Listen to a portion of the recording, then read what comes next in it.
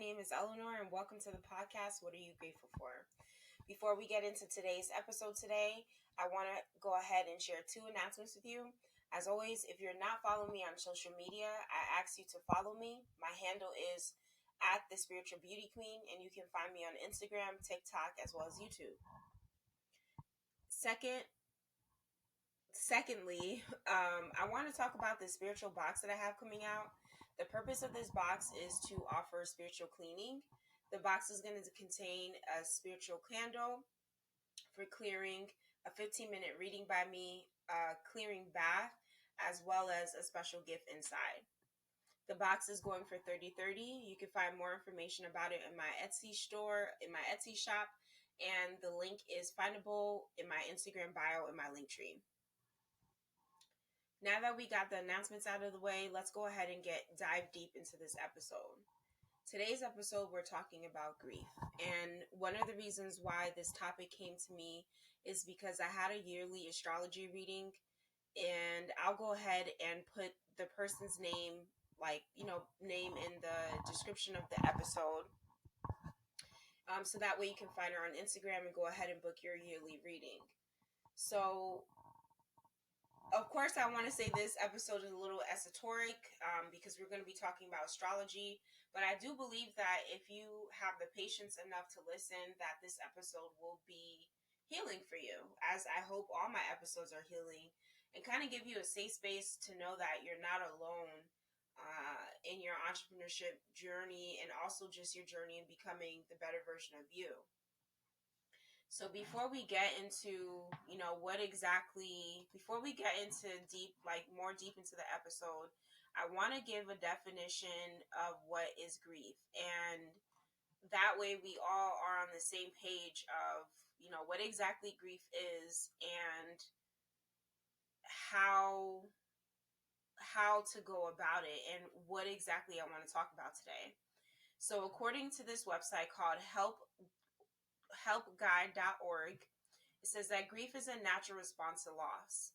It's the emotional suffering you feel when someone or something you love is taken away.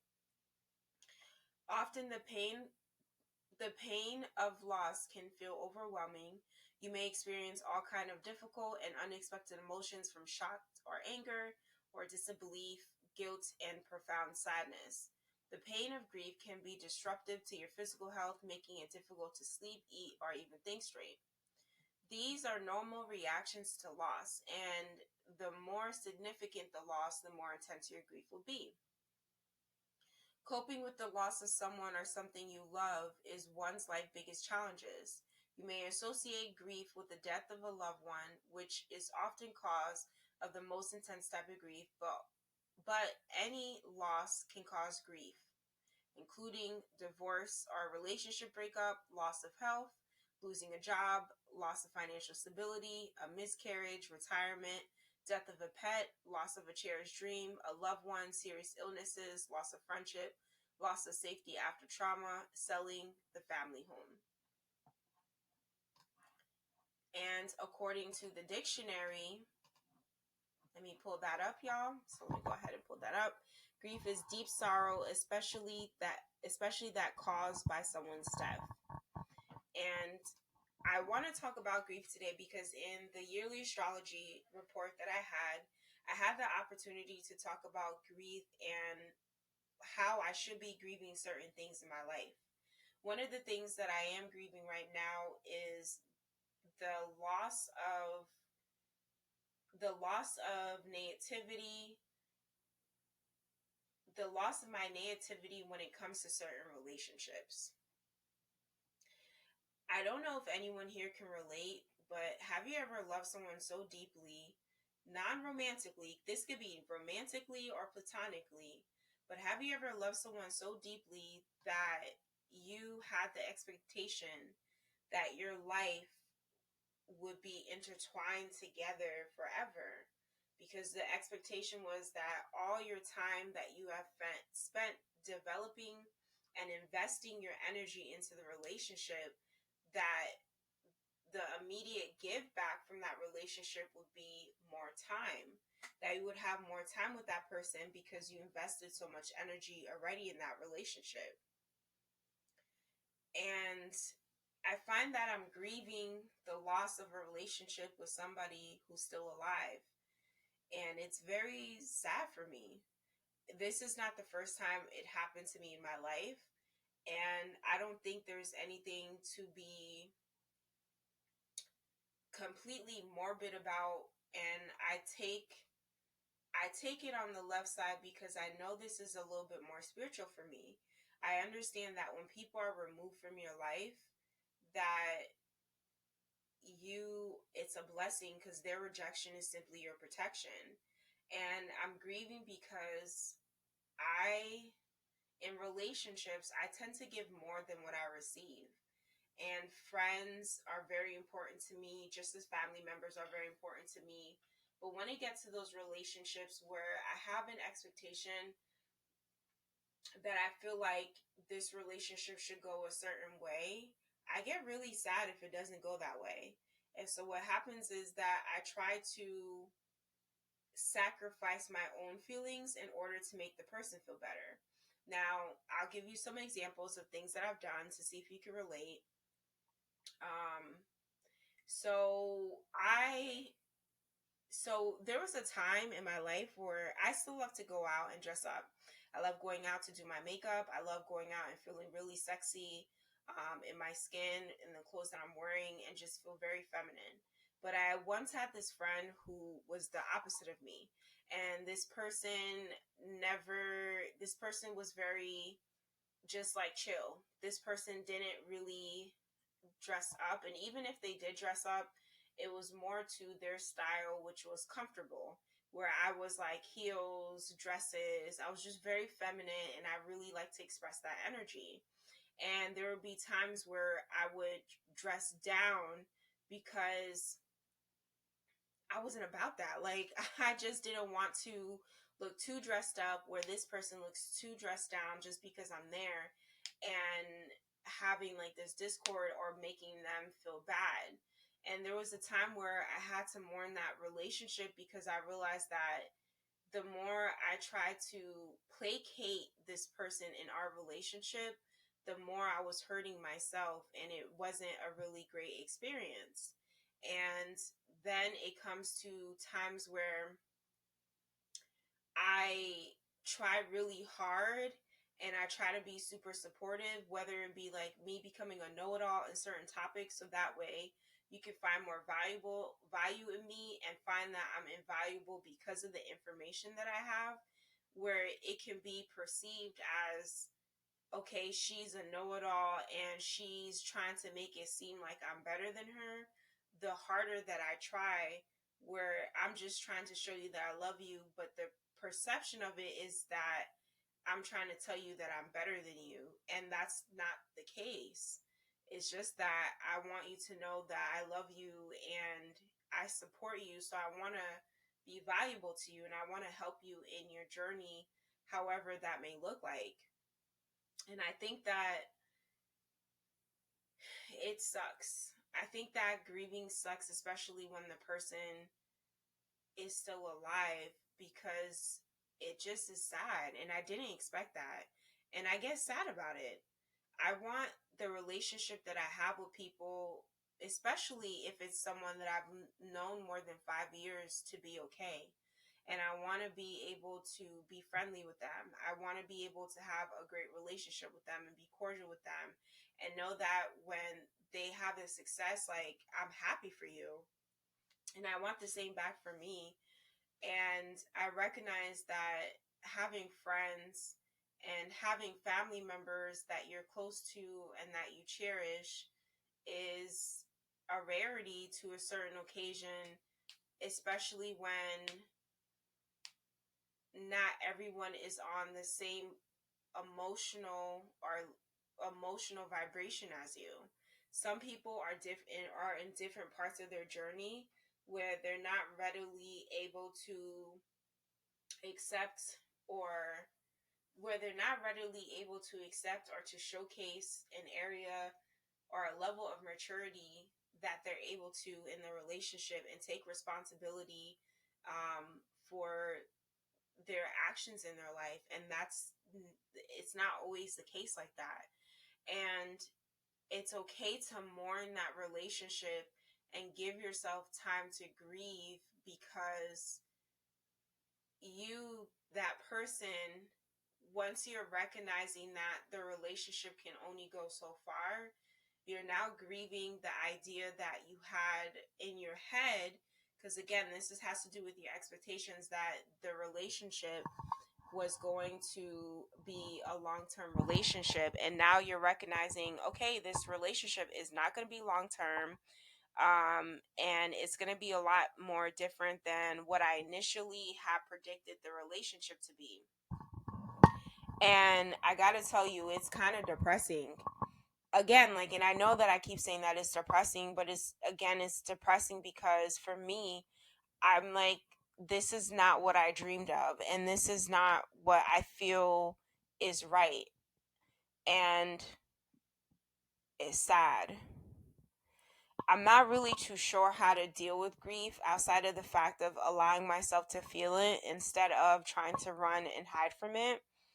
I just know that if I continue to acknowledge the feeling, grief is going to be, one day it can hit me really hard where I sit down and just cry about it. Whereas another day I can sit down and just respond to how I'm feeling in a calm way and have a conversation about it. There is going to be different stages where I react differently, and I have to offer myself grace in those moments. One moment.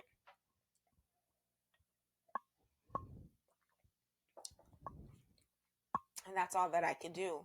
I can't really control the situation. I just have to be able to adapt to what's happening and to take a step forward. And I have to be okay with that. I can't really be upset with it. I can't really wish something was different, because it kind of is what it is. And I want to even talk about grieving who you were too, because there are certain times where I grieve for the person who I was, and it makes me sad when I realize certain things about people and the veil is lifted. My rose colored glass, it comes off, because I can't hide. I can't I can't hide away from the truth anymore. I have to really be honest about what I'm experiencing and what I actually see versus, what I want and what I hope to happen. And it's really sad. And I grieve the Eleanor who was just a little bit more naive and wasn't put on game. I grieve the Eleanor who can walk away from situations and, not completely realizing what someone is saying to her. I grieve the Eleanor who, believed in Santa Claus and believed in fairy tales. I grieve the Eleanor who hasn't experienced, you know, her building being in fire. I grieve the Eleanor who hasn't experienced, friends walking away from her. And I grieve for the Eleanor who just changed because of the suffering she had. I grieve for her. I grieve for her because there's a sense of ease to be that Eleanor. I grieve for her because it was a lot of protection, and I grieve for her because I understand, through the pain is where she found her transformation.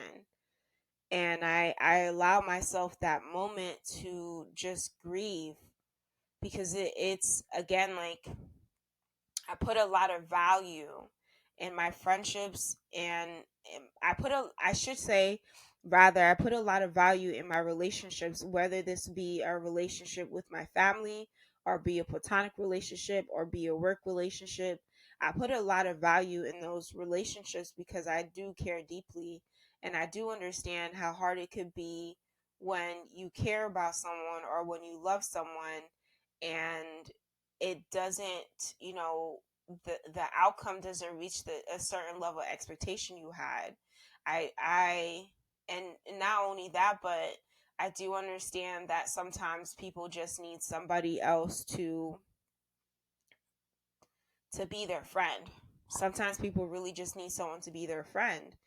And I get that. And I want to be that person, and oftentimes I am.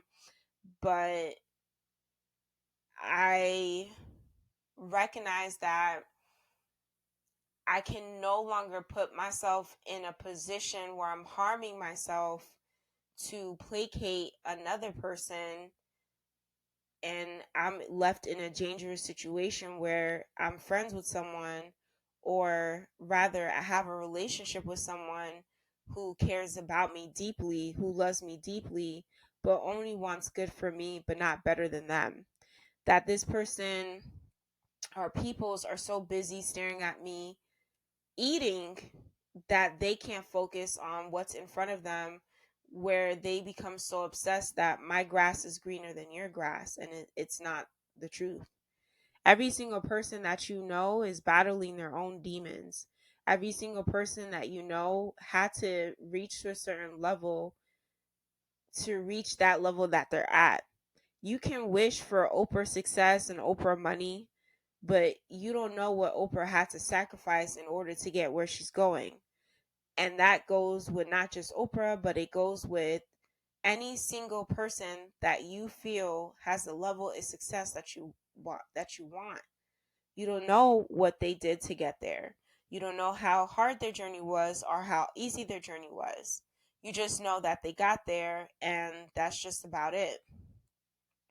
So I implore you to recognize that it's okay to grieve for people who are still alive, and even grieve for the people, or rather the person you were, just because it allocates you to knowing that grief is a step in the process of transforming for what you lost. And when you lose something, the only realistically, when you lose something, especially when it comes to the idea of grief, when losing a person or situation, there is always going to be something to replace it.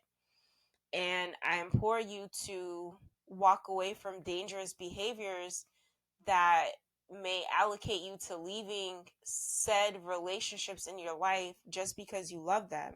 You can love them from a distance and still protect yourself. You can love them from a distance and still use your discernment.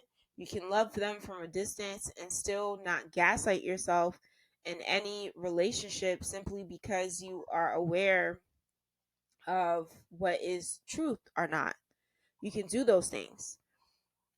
And it's important for you to do those things, and it's important for you to be aware of what is actually going on, and it's important of you to just be straightforward and honest, because that is the only way for you to heal. It's the only way for you to heal, because it's allowing you to be truthful and allowing you to be present with your emotions, because your emotions aren't here to run your life. Your emotions are here for you to respond to them. And in your response, excuse me, in your response, you can contemplate how you want to see what is being handled to you. And that's it. But in this Scorpio season, think about the things that you need to grieve, and think about the things that you need to let go. And just recognize that with all the loss that you're experiencing, you're just creating space for no new things to be like planted. I'm sitting here grieving about the relationships that could have been, without recognizing that that relationship that I want and I desire, I'm still going to get it. I'm just simply not getting it from the person that I want it from. That's it. I'm not getting it from the person that I want it from and the person that I expected it from, but it doesn't mean that I'm not going to get it. So I can sit in a position where I'm grieving the loss of someone who's still here, and I have a right to, but I also have to recognize it doesn't mean that I'm not going to get that relationship. It just means that I'm not getting it with that person. And if I allow myself the space to grieve, then I don't have to carry a wound of hurt that can prevent me from actually being friends with someone, or being in a relationship with someone because I've been hurt by someone else's mistakes and sabotage a relationship simply based on the fact that I'm scared. I don't want to be scared when I enter my relationships, and I don't want to necessarily stay in a pattern of grieving because someone's like, not there anymore. And that's okay too. Like, equally, those things are equally okay. And I just gotta, keep it moving, and I gotta stay consistent with myself and stay consistent with the things that I want and keep pushing forward. Because, even though I grieve that person who I was, I recognize now that I'm a lot stronger. And I recognize, like, with this strength, I'm able to create healthier boundaries. I'm able to really discern who's actually here and who's actually adding value in my life without me just pouring into their cup. I am able to be more confident in my value as well, and recognizing that I am a great person and I do deserve really great things. So even though grief is an experience of loss and grief sucks, like, I just want you to know, like, it's okay to feel those feelings.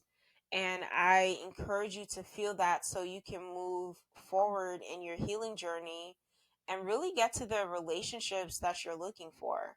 So you don't have to suffer in the what could have, should have, what could have, should have, would have, could have, should have, would have. You don't have to experience that. You don't have to experience it. And honestly, that's all that I want to talk about today. I feel like I kind of rambled off a little bit. So I hope that if you are still here with me for this whole episode, that you got something from it. And, I want to ask you too, what are you grateful for? What are you grateful for that you've experienced in your relationships that you can continue to, be thankful all the time for? Or what is something that you found grateful for today in your relationships? I'm grateful that I spoke to my girlfriend today for almost 4 hours because I haven't talked to her in such a long time.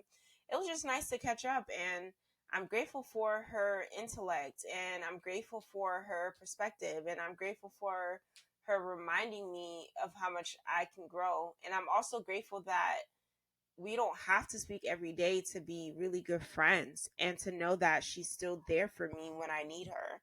So I'm grateful for her in that relationship aspect.